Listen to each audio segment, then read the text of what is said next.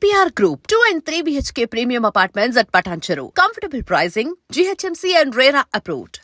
ఒక ఇంజనీరింగ్ చదివి ఒక సాఫ్ట్వేర్ సైడ్ మీరు జాబ్ చేసి సివిల్స్ సైడ్ అసలు ఎందుకు వచ్చారు? యాక్చువల్లీ నాకు సివిల్స్ అంటే ఏంటో అంత అవేర్నెస్ లేదండి. ఓకే. ఎస్పెషల్లీ మా ఫ్రెండ్కి మంచి అవేర్నెస్ ఉండేది. వాడు బాగా ఇంట్రెస్టెడ్ అనమాట, ఇట్లా నేను సివిల్స్ చదవాలి అవ్వాలి అని. సో వాడు నన్ను కూడా ఇన్స్పైర్ చేసి లేదు ఇట్లా సివిల్స్ చదువుదాం అని చెప్పేసి ఈ సివిల్ సర్వీస్లోకి తీసుకువెళ్ళినప్పుడు ఇనిషియల్గా కొన్ని ఫెయిల్యూర్స్ అనేవి వచ్చినాయి. ఎందుకంటే was not completely knowing what is civil service అంటే ఏంటి, ఎలా చదవాలి, ఏం చదవాలి, ఈ నాలెడ్జ్ అంతా లేదు. సో ఇనిషియల్గా కొన్ని ఫెయిల్యూర్స్ అయితే వచ్చినాయి. But later I got into IAS అండి. 4 అటెంప్ట్స్లో మీకు రాలేదు, 5th అటెంప్ట్లో వచ్చింది. I didn't get in 3 attempts, 4th అటెంప్ట్లో వచ్చింది. సో అంటే ఎక్కడ మీకు వేరియేషన్ ఎక్కడ అనిపించింది? 3 అటెంప్ట్స్లో రాకపోవడానికి గల కారణం, 4th అటెంప్ట్లో రావడానికి గల కారణం అంటే మీరేం చెప్తారు? సో యాక్చువల్లీ నేను 10th ఇంటర్మీడియట్లో ఇంజనీరింగ్లో ఐఎమ్ టాపర్. సో నాకు ఎప్పుడైనా సరే మనకు ఒక 3 సక్సెసెస్ అని వచ్చినాయంటే ఆటోమేటిక్గా తెలియకుండా ఒక చిన్న ఈగో ఉంటుంది, లైక్ మనం బాగా చదువుతామని. ఆ ఈగోతోనే ఎగ్జామ్ రాశాను, 3 times ఫెయిల్ అయిపోయాను. అప్పుడు రిట్రోస్పెక్ట్ చేసుకోవటం మొదలుపెట్టా, ఏంటి నాలో ప్రాబ్లం ఏంటి, నాలో తప్పులు ఏంటి అని చెప్పేసి. ఈ రిట్రోస్పెక్ట్ చేసుకుంటే నాలో తప్పులు నాకు ఒకటి కూడా కనిపించలేదు. ఎన్ని రోజులు రిట్రోస్పెక్ట్ చేసుకున్నా నాకు ఒకటి కూడా కనిపించట్లేదు. సరే ఇంకా నాకు అర్థం కాకపోయినా నాలో తప్పులు నా ఫ్రెండ్స్కి ఏమైనా అర్థమవుతాయేమో అని చెప్పేసి ఒక్కొక్కరి ఇంటికి వెళ్ళి అరే నాకు ఐఏఎస్ రావట్లేదు, ఏం తప్పు అయ్యి ఉండొచ్చు నాలో అన్నా. అదంటే నువ్వు బాగా చదువుతావు కదా, నువ్వు చాలా స్మార్ట్గా చదువుతావు, చాలా బాగా గుర్తుంచుకుంటావు కదా, నీకు రాకపోవటం ఏంటి? ప్రతి ఒక్కరు ఇదే రిపీట్ చేస్తున్నారు కానీ ఎవడు నాలో ఇదిరా తప్పు, నీకు ఇంతకని రావట్లేదు అని ఎవడు చెప్పినోడు లేడు. ఇంకా నాకు నాలో తప్పులు అర్థం కావట్లేదు. ఇంకా నేను డిసైడ్ అయిపోయాను, ఇంకా సివిల్స్ మనకి రాకపోవచ్చు, మనం వదిలేసి తిరిగి జాబ్కి వెళ్ళిపోదామని.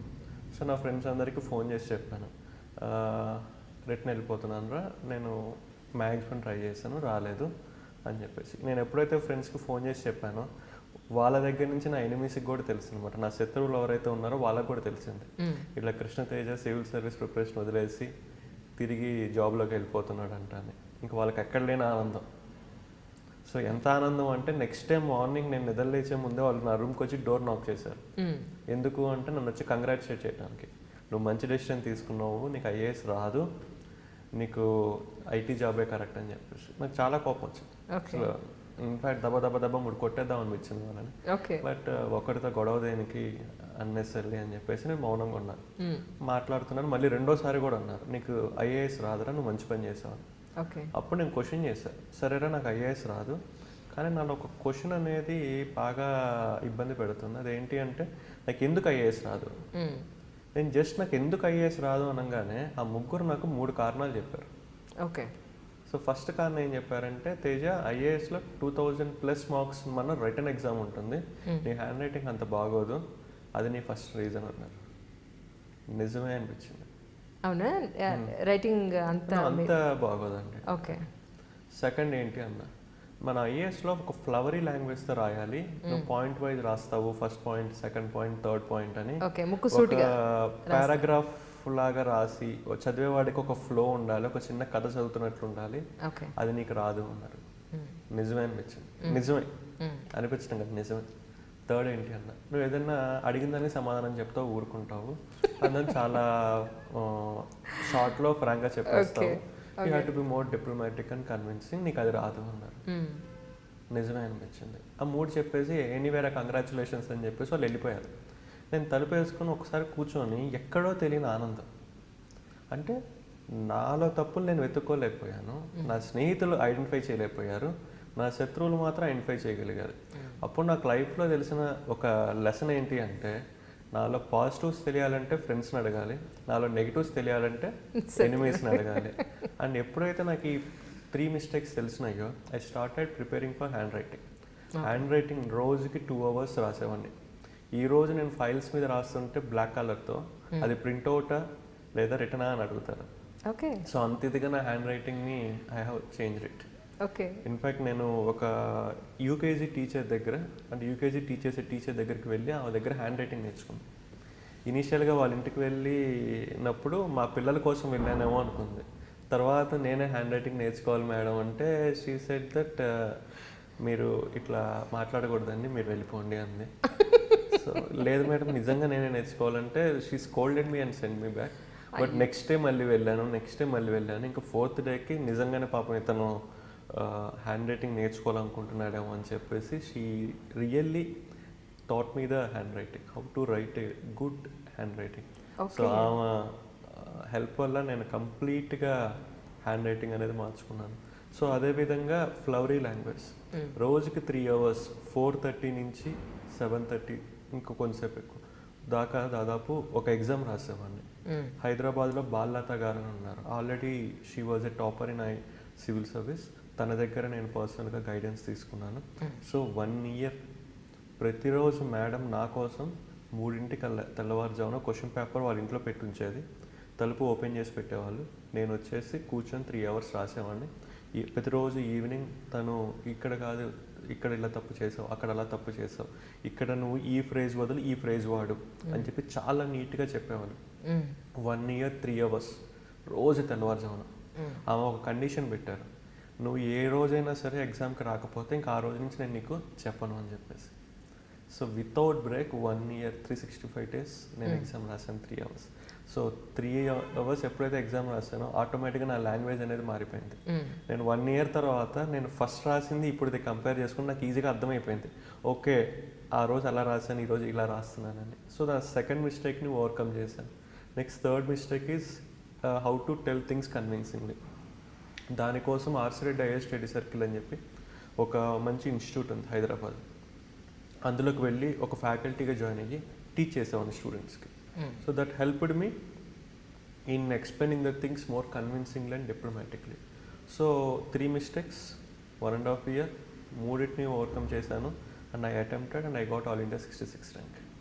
సో నేను నేర్చుకున్న ఫిలాసఫీ ఏంటంటే లైఫ్లో సంతోషపడాలి అంటే స్నేహితులు కావాలి, లైఫ్లో ఎదగాలి అంటే శత్రువులు కావాలి. సో ఎదగాలి అంటే శత్రువులను ఐడెంటిఫై చేయాలి అండ్ వాళ్ళ దగ్గర నుంచి మన తప్పులు ఏంటో తెలుసుకోవాలి. This the small philosophy from my preparation I learned. So nice. అంటే మీ ఈ 3 attempts అప్పుడు మీ కోచింగ్ ఎక్కడ తీసుకున్నారు? సో యాక్చువల్లీ కోచింగ్ కొన్ని ఢిల్లీలో తీసుకున్నాను, కొంత హైదరాబాద్లో తీసుకున్నాను. బట్ పర్ఫెక్ట్గా ఒక ఓరియంటేషన్ అనేది నాకు దక్కింది మాత్రం ఫ్రమ్ బాల్లత గారు. బాల్లత మేడం దగ్గర మీరు జాయిన్ అయిన తర్వాత పొద్దున్న 4 నువ్వు వచ్చి చదివితేనే నేను ఇస్తానని అన్నారండి, నిజమేనా? Yes, true. అవునా? కండిషన్ పెట్టారు, రోజుకి 4:30 కల్లా నువ్వు రావాలి, 3 hours ఎగ్జామ్ రాయాలి. ఏ రోజైనా సరే నువ్వు రావటం మానేస్తే ఇంకా ఆ రోజు నుంచి నేను ఆపేస్తాను. కొన్ని 100 ఎగ్జామ్స్ పెట్టారు మీకు పొద్దున్న. 365 ఎగ్జామ్స్. ఆ ఎగ్జామ్స్ రాసినవన్నీ కూడా ఒక బుక్ చేసి నేను మేడంకి ఇచ్చాను అనమాట. Madam this is what. Madam కూడా ఎవరికైనా ఇప్పుడు చూపిస్తున్నారు, ఫస్ట్ ఈ అబ్బాయి ఇలా రాసేవాడు, లాస్ట్ ఇలా మారాడు. సో మీరు కూడా అలా కన్సిస్టెన్సీ అనేది మెయింటైన్ చేస్తే వస్తుంది అంటే మేడం అది కావాలనే చేశారు. ఒక ఐఏఎస్ ఆఫీసర్కి కావాల్సింది ఏంటి అంటే కన్సిస్టెన్సీ అనే ఒక గుణం. అంటే ఏదైనా మొదలుపెట్టినప్పుడు ఆ మొదలుపెట్టిన దాన్ని చాలా ఓపిక్గా నేర్పుతో కంటిన్యూస్గా తీసుకువెళ్ళాలి, అప్పుడే అది నిలబడుతుంది. సో దాన్ని నాకు ఆ 1 year కంటిన్యూస్గా నేను ఎగ్జామ్స్ రాయటం వల్ల అది అలవాటేటట్టు చేశారనమాట. ఎగ్జాక్ట్లీ. అంటే ఎర్లీ మార్నింగ్ 4 o'clockకి మీరు బాల్లత మేడం దగ్గర ఉండాలి అని అంటే మీరు ఎన్నింటికి లేవాల్సి వచ్చేది? 3కి లేచేవాడిని, ఒక 1/2 hour రివైజ్ చేసుకునేవాడిని ఎగ్జామ్ని, 1/2 hour రెడీ అయిపోయి వెళ్ళిపోయేవాడిని. ఓకే. సో ఈరోజు మీరు సివిల్స్ సాధించారు, ఒక ఐఏఎస్ అయ్యారు అని అంటే ఆ క్రెడిట్ గోస్ టు అని అంటే ఎవరి పేరు చెప్తారు? ఆబ్వియస్లీ అండి, first is mummy, daddy and sister, and then is to Ballata గారు, then is to my friend Hariprasad, and next is to my cousin Narendranath. Okay. So these are the people. So అంటే మీరు కేరళ క్యాడర్కి మీరు యాక్చువల్లీ అది 11th option 12th option మీరు పెట్టుకున్నట్టున్నారు? లేదండి, it's my 6th option. So అంటే మీకు అక్కడ రావడానికి గల కారణం ఏంటంటే 66 గ్రేడ్ అంటే it's not a small thing actually, below 100 వచ్చింది. బట్ ఆ టైంలో ఏంటంటే ఓపెనింగ్స్ తక్కువగా ఉన్నాయండి. సో దానివల్ల ఏంటంటే ఐ గాట్ కేరళ అనమాట. Okay. But it's a good cadre. Yeah, definitely, డౌటే ఉంది అందులో మీకు. అంటే ఇంటర్వ్యూలో ఏమడిగారు మీకు ఏమైనా గుర్తుందా? యా, ఇంటర్వ్యూలో I have a small funny incident. Okay ఈ ఇంటర్వ్యూస్ ముందు ఏమవుతుందంటే మాక్ ఇంటర్వ్యూస్ అని నడుస్తూ ఉంటాయి అన్నమాట. ఓకే నేను హైదరాబాద్లో ఒక మాక్ ఇంటర్వ్యూకి వెళ్ళాను. నేను గుంటూరు జిల్లా నుంచి చెందినవాడిని. సో ఆ ఇంటర్వ్యూ అంతా ఏం జరిగిందంటే, గుంటూరు జిల్లా టొబాకోకు ఫేమస్ కదా. అవును. సో మరి టొబాకో అంటే ఈ సిగరెట్ తాగడం కరెక్ట్ అంటావా రాంగ్ అంటావా అని అడిగారు. నేను రాంగ్ అని చెప్పాను. వాళ్ళు కరెక్టే, అది నా హక్కు, that's my way of expressing అంటారు ఇంటర్వ్యూ చేసేవాళ్ళు. సో ఒక హాఫ్ అన్ అవర్ నా ఇంటర్వ్యూ అంతా సిగరెట్ తాగచ్చా తాగకూడదా అనే దాని మీదే జరిగిందనమాట. నాకు అర్థమైపోయింది ఇంటర్వ్యూ బాగా జరగలేదు అని చెప్పేసి. ఈవెన్ ఇంటర్వ్యూ చేసే వాళ్ళు కూడా they were not that satisfied, ఎందుకంటే ఆ 30 minutes కేవలం సిగరెట్ మీదే ఇంటర్వ్యూ జరిగింది. నేను అయిపోయిన తర్వాత రేపు ఇంటర్వ్యూ అనగా ఈ రోజు సాయంత్రం వెంకటేశ్వర స్వామికి దండం పెట్టుకున్నాను. స్వామి ఇంటర్వ్యూలో ఏ క్వశ్చన్ అయినా అడగమండి, సమాధానం చెప్తాను, ఈ సిగరెట్ ఈ టొబాకో విషయం మాత్రం వద్దు అని చెప్పేసి దండం పెట్టుకున్నాను. పాపం అది రాత్రి 10ంటికి పెట్టుకునేసరికి వెంకటేశ్వర స్వామి నిద్రపోయే టైం కదా, ఆయన ఎలా విన్నారో ఏంటో. నెక్స్ట్ డే మార్నింగ్ వెళ్ళంగానే ఇంటర్వ్యూ వాడు yes Krishna please come in sit అన్నా. థ్యాంక్ యూ అండి, నువ్వు ఏ జిల్లాకి చెందినవాడుగా అన్నా. ఓకే, నాకు ఎందుకో డౌట్ వచ్చింది. సో గుంటూరు జిల్లా సార్ అన్నా. గుంటూరు జిల్లా దేనికి ఫేమస్ అన్నారు. అదేంటి వెంకటేశ్వర స్వామి నిన్నే కదా కోరుకుంది, ఈ రోజు ఏంటి ఇట్లా అడుగుతున్నారని చెప్పేసి. సార్ గుంటూరు జిల్లా మిర్చికి బాగా ఫేమస్ సార్, రెడ్ చిల్లీస్కి బాగా ఫేమస్ అని చెప్పారు. ఓకే, కొంచెం వెటకారంగా చూశాడు. అంటే he came to know that నాకు టొబాకో అని చెప్పడం ఇష్టం లేదని చెప్పి ఆయనకు అర్థమైంది. ఆయన నాకన్నా సీనియర్ కదా. సో లేదు గుంటూరు వేరే దానికి ఫేమస్, అదేంటో చెప్పు అన్నారు. ఓకే, సో ఇంకా నా నోట్ నుంచి టొబాకో అన్న మాట వాళ్ళు విందామని డిసైడ్ అయిపోయారు. ఇంకా నేనేం చేసేది లేదని చెప్పి sir Guntur is also famous for tobacco అన్నా. రైట్, మరి ఫస్ట్ టొబాకో ఎందుకు చెప్పలేదు అన్నారు. అంటే ఇప్పుడు నేను దీన్ని కవర్ చేయాలి. సార్ ఒకప్పుడు టొబాకోకి ఫేమస్, ఇప్పుడు ఎక్కువ రెడ్ చిల్లీస్కి ఫేమస్ సార్, టొబాకో యొక్క మార్కెట్ తగ్గింది అన్నా. ఓకే సరే, అయితే నువ్వు గుంటూరు జిల్లా కదా, గుంటూరులో చాలామంది పొగాకు రైతులు ఉన్నారు కదా, నువ్వే గనక గుంటూరు జిల్లా కలెక్టర్ అయితే ఈ పొగాకును నిషేధిస్తావా ప్రమోట్ చేస్తావా అని అడిగారు.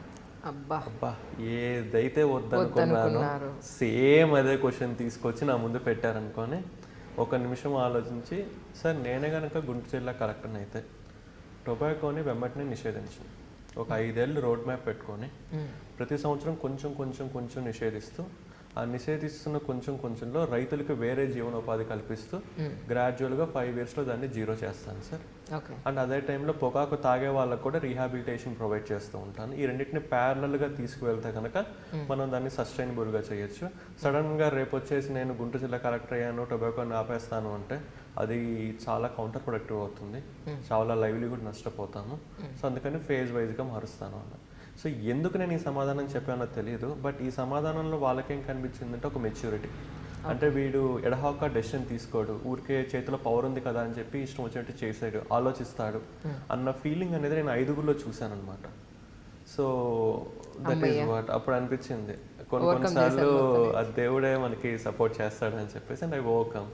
నేను ఏ క్వశ్చన్ అయితే వద్దనుకున్నాను ఆ క్వశ్చన్ వచ్చింది, బట్ అనుకున్న దానికన్నా నేను చాలా మంచి ఆన్సర్ చెప్పగలిగాను. ఓకే ఓకే, అదొకటి. అది కాకుండా ఇంకేం అడిగారు మిమ్మల్ని? అంటే చాలా మంది ఎదురు చూస్తున్నారండి ఫైనల్ ఇంటర్వ్యూలో ఏం అడుగుతున్నారు, వీళ్ళు ఎలా చదివారు. There is one more incident. Sometimes like my close friend is Hari. Okay, especially in preparation ఇంకెలా ఉండేదంటే మేము పొద్దున్నే లేవగానే కలిసి జాగింగ్కి వెళ్ళేవాళ్ళం, కలిసి బ్రేక్ఫాస్ట్, తర్వాత మళ్ళీ రెడీ అయిపోయిన తర్వాత కలిసి చదువుకునే వాళ్ళం. తన జాబ్ చేసుకునేవాడు, నేను ప్రిపరేషన్ చేసుకునేవాడిని, మళ్ళీ ఈవినింగ్ వెళ్ళాం. సో ఎప్పుడు కలిసినా సరే we use to discuss. I will tell a small example అండి. ఒకరోజు బైక్ మీద నీలోఫర్ కేఫ్కి టీకి వెళ్తున్నాం. ఓకే, మై ఫ్రెండ్ వెనకాల కూర్చొని భుజం మీద ఇలా చేపెట్టి, అరే నాకెందుకో నీకు లీక్ వాన్యూ మీద క్వశ్చన్ అడుగుతారేమో అనిపిస్తుందిరా, నువ్వు చదువుకో అన్నారు. ఆయన ఎవరు అన్నారు. మొన్న చనిపోయారు కదా సింగపూర్ ఫార్మర్ ప్రైమ్ మినిస్టర్, నువ్వు చదువుకోరా, నాకు ఎందుకో తెలియదు అనిపిస్తుంది అన్నారు. నాకేంటంటే ఒకటి తెలియంది ఏదైనా విషయం నేను ఈ రోజు కనుక వింటే ఈవినింగ్ వెళ్ళి నోట్స్ రాసుకుంటాను. Okay, so I will make a notes of the entire thing. So ఆ రోజు నైట్ 11 అట్లా వెళ్ళి లీక్ వాన్యూ మీద ఒక నోట్స్ రాసుకున్నాను. ఓకే, సో ఇంటర్వ్యూ అంతా అయిపోయి లాస్ట్లో ఒక బాగా సీనియర్ అతను, ఒక 75 years ఉంటాయి, అతను mister Krishna I'm going to ask you the toughest question, if you know tell us, if you doesn't know keep white and go. So అప్పటిదాకా బాగా ఇంటర్వ్యూ చేశాను అన్న ఒక ఫీలింగ్ వల్ల ఆయన ఎప్పుడైతే వచ్చేసి నేను టఫెస్ట్ క్వశ్చన్ అడుగుతున్నా అన్నారో సడన్గా ఆ కాన్ఫిడెన్స్ అంతా లోక్ అయిపోయి I was waiting what is the question. Okay, who is Lee Kuan Yew అన్నారు. Was shocked. మీ ఫ్రెండ్తో షేర్ చేసుకున్నారా ఇది? Yeah. So Lee Kuan is a former premier of Singapore, sir. Why he is in news, sir? Sir, he is recently expired, sir. That's the reason why he is in news. What is his greatness అన్నారు. Sir ఆయన సింగపూర్ని ఈ విధంగా develop చేశారు, ఒక పేదరికం నుంచి ధనిక దేశంగా మార్చారు. ఎలా మార్చారు సార్? ఇనిషియల్గా ఆయన పోర్ట్ని డెవలప్ చేశారు, టూరిజంని, ఫినాన్షియల్ హబ్స్ని, స్టార్టప్స్ని, అట్లా అన్నింటినీ డెవలప్ చేసుకుంటూ వచ్చి ఈరోజు సింగపూర్ని ఒక ధనిక దేశంగా మార్చారు. మరి ఆయనలో ఉన్న నెగిటివ్స్ ఏంటి అన్నారు. సార్ ఈ క్రమంలో మీడియాని బాగా అణిచివేశారు, పీపుల్ యొక్క ఫ్రీడాన్ని కొంచెం అణిచివేశారు, అది ఆయనలో ఉన్న నెగిటివ్స్ అన్నారు. Okay then Teja, very good, please go. అంటే ఆయన కష్టమైన క్వశ్చన్ అడుగుతా అని చెప్పి ఆ క్వశ్చన్లో కూడా మళ్ళీ సబ్ క్వశ్చన్స్ కూడా నేను ఆన్సర్ చేయగలిగాను. నోట్స్ ప్రిపేర్ చేసుకోవడం వల్ల, అంటే లైక్ ఒక కాన్సెప్ట్ని సమగ్రంగా చదవటం వల్ల. So I was very happy. బయటకు రాగానే మా ఫ్రెండ్ నాతో పాటే ఉన్నారు, సో అతనికి చెప్పాను అనమాట, సో ఇలా జరిగిందని. And I called my mom and told that I'm going to be in service. ఏది వస్తుందో తెలియదమ్మా, బట్ ఈసారి మాత్రం నేను సర్వీస్లో ఉంటున్నానని చెప్పాను. అండ్ చెప్పి అమ్మ నువ్వు నాన్నకు కానీ ఎవరికి చెప్పొద్దు, మళ్ళీ వాళ్ళు ఆశలు పెట్టుకుంటారు, మళ్ళీ ఒకవేళ రాకపోతే ఇబ్బంది అవుతుంది, బట్ నాకు ఈసారి మాత్రం సర్వీస్ వస్తుంది మా అన్న. So I got service that time. తర్వాత ఎన్ని రోజులకి ఎంట్రీ అయిన తర్వాత ఎన్ని రోజులకి రిజల్ట్ వచ్చింది? June 4th is my interview and July 2nd is the results. Okay. వచ్చిన రోజు పరిస్థితి ఒకసారి చెప్తారా? సో యాక్చువల్లీ అగైన్ ముందు రోజు న్యూస్ ఇచ్చారనమాట, రేపు రిజల్ట్స్ వస్తున్నాయి, రేపు 4 రిజల్ట్స్ వస్తాయని చెప్పేసి.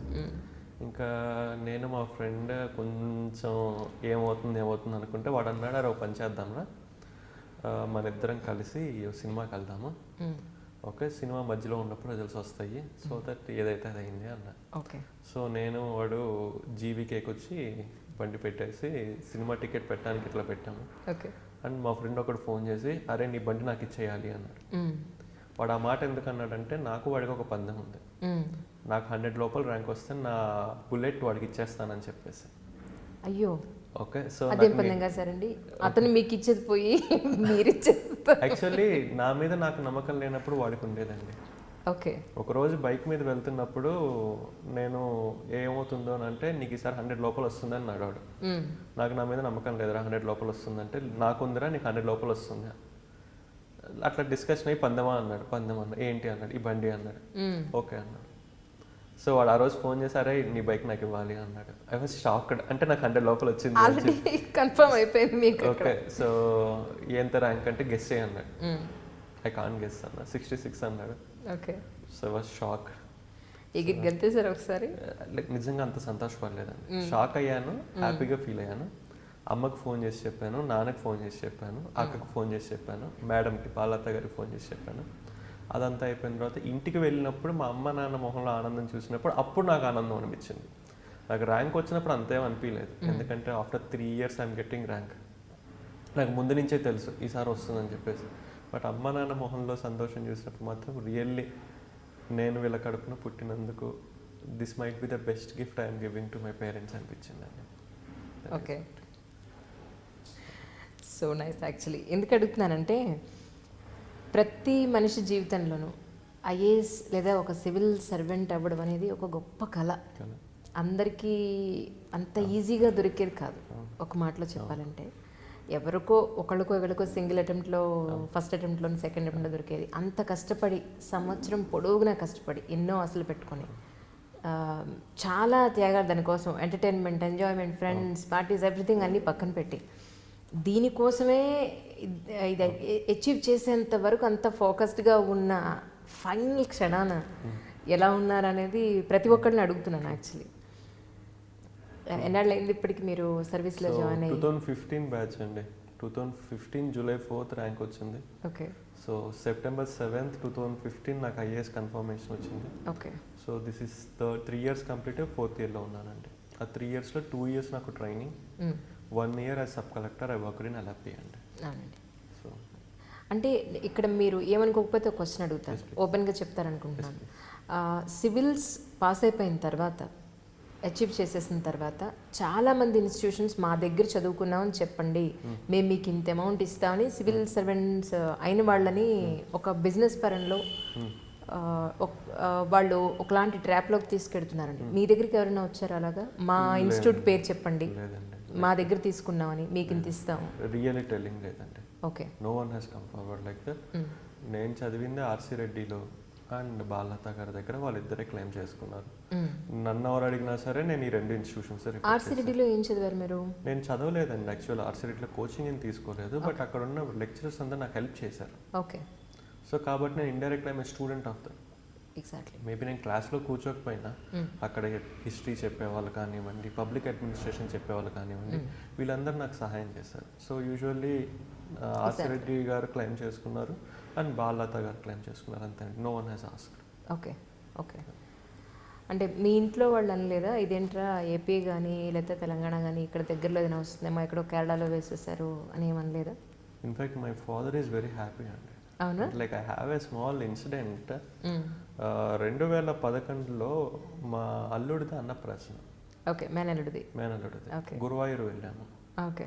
అక్కడ ఎవరో చెప్పారు మా అమ్మకి, అక్కడ ఒక ప్రదక్షిణ చేసి ఏమైనా కోరుకుంటే కనుక జరుగుతాయని.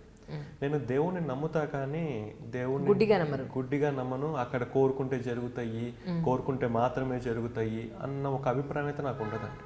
But I respect God for the piece he give and the confidence he give, that's all. But ఆ రోజు మా అమ్మ మా అక్క ఆ మాట వినంగానే, అక్కడ ఒక బ్రాహ్మణుడు ఈ మాట చెప్పంగానే, నువ్వు ప్రదక్షిణ చేయి, నువ్వు కోరుకోను, ప్రదక్షిణ చేయి, నువ్వు కోరుకొని నన్ను బాగా బలవంత పెట్టాను. సరే ఇంక వీళ్ళిద్దరు చెప్తున్నారు కదా అని చెప్పేసి ఒక ప్రదక్షిణ చేసి కోరుకున్నాను. స్వామి నాకు ఐఏఎస్ వచ్చేటట్లు చూడు స్వామి, give me confidence and strength to give IAS అని. ఇంకా దాని తర్వాత నేను ఎక్కడా కోరుకోలేదు. కరెక్ట్గా 4 years తర్వాత నేను సివిల్స్లో సెలెక్ట్ అయ్యాను, ఐఏఎస్ వచ్చింది అండ్ కేరళ క్యాడర్ వచ్చింది. నా first posting is Guruvayur, that is Thrissur. So and everybody is very happy. And మా నాన్నగారు ప్రతి ఇయర్ శబరిమలకి వెళ్ళేవాళ్ళు. So the next most visited state in my family is Kerala. Exactly. So everyone was very happy with it. మీరు ఏ లాంగ్వేజ్లో రాశారు exam? English అండి. English అంటే ఇప్పుడు తెలుగు ఆప్షన్ కూడా వచ్చింది కదా, సో అందుకని comfortable more in English than in Telugu. అంటే తెలుగు రాస్తానండి, బట్ ఇక్కడ ఏమవుతుందంటే అండి, మనం ఒక మినిట్కి 30 నుంచి 35 words రాయాలి. మనం చిన్నప్పటి నుంచి ఇంగ్లీష్ మీడియం చదువుకున్నట్టు వాళ్ళు ఏమవుతుందంటే ఇంగ్లీష్ కొంచెం ఫాస్ట్గా రాస్తాము దాన్ తెలుగు. సో అందుకని చెప్పి నేను ఇంగ్లీష్లోనే రాస్తానండి complete. And my option is geography. Okay. అంటే సివిల్ సర్వీసెస్లోకి లేదా సివిల్ సర్వెంట్ అవ్వాలి అనే ఆస్పిరెంట్స్కి మీరు ఏం చెప్తారు? ఎగ్జామ్కి ఎలా ప్రిపేర్ అవ్వాలి అనేది స్టేజ్ వైజ్ ఎలా చెప్తారు? Like only one thing I will tell అండి, don't see failure as a failure. Okay. See failure as an opportunity to learn more about you. Because success never teach you any lesson, only failure teaches you lesson. With that lesson you can retrospect and you can come out. That is only thing. చాలామంది ఏం చేస్తారంటే ఫెయిల్యూర్ని failure లాగా చూస్తారు. Failure అయిపోతే ఏంటి, నా జీవితం ఏంటి అనుకుంటారు. But be happy when you get failed, because it is the only opportunity to come to know your negatives. Okay. That's the only thing I tell to my juniors. మీరు civil servant అయిన తర్వాత మీ ఎక్కడెక్కడైతే ఇన్స్టిట్యూట్స్కి వెళ్ళారో వాళ్ళందరినీ వెళ్ళి కనిపించారా? Yeah sure అండి, కనిపించాను. So అందరి దగ్గరికి వెళ్ళి I taken the blessings of them, that is for sure. ఎలా ఉందండి రైట్ నౌ కేరళ మొన్న వరద బేభత్సం తర్వాత? It takes some more time అండి, బట్ రీహాబిలిటేషన్ చాలా బాగా జరుగుతుంది, చాలా ఫాస్ట్గా చాలా బాగా జరుగుతుందండి. ఓకే. అంటే మీరు అక్కడ కేరళలో జాయిన్ అయిన వెంటనే వచ్చిన మేజర్ ఇష్యూ యాక్చువల్గా చెప్పాలంటే, వేరే వాళ్ళైతే చాలా టెన్షన్ పడి ఎలాంటి డెసిషన్ తీసుకుంటే ఏం జరుగుతుందనే ఒక భయంలో ఉంటారు. అఫ్కోర్స్ ఆ టైంలో కొంతమంది ఆంధ్ర అబ్బాయి కేరళ గురించి ఏం తెలుసు అన్న పాయింట్లో కూడా కొన్ని కామెంట్స్ వచ్చాయని చెప్పని విన్నాను. అయినా కూడా ఎంతో సక్సెస్ఫుల్గా 4.5 hours 2.5 lakh మనుషుల్ని 48 hours 2.5 లక్షల ప్రజల్ని కానీ అలాగే మూగజీవాలని కానీ కొంతమంది వందలలో మూగజీవాలను కూడా కాపాడారు అని చెప్పని నేను విన్నాను. సో అంటే ఆ టైంలో పర్టికులర్గా సిచ్యువేషన్ ఇది, నేను రీసెంట్గా ఇక్కడికి వచ్చాను, కొన్ని ఆల్రెడీ మీ మీద కొన్ని బాణాలు ఎక్కుపెట్టున్న మాటలు అవి చూసి మీ మెంటల్ కండిషన్ ఎలా ఉండింది ఆ రోజు? మీరు ఎలాంటి decision I behave like a typical IAS officer. Okay. Typical IAS officer ఎలా ఉంటాడంటే ఎవడి మాట వినడు, వాడు అనుకున్నది చేస్తాడు, కింద వాళ్ళ చేత బలవంతంగా అయినా సరే బుల్డోజ్ చేసి చేయిస్తాడు. I behave like a typical IAS officer అండి. And I have the support of the finance minister sir also. So the honourable finance minister is also the local MLA. Okay. So ఆ రోజు night నేను finance minister గారు ఒక మీటింగ్లో ఉన్నాము.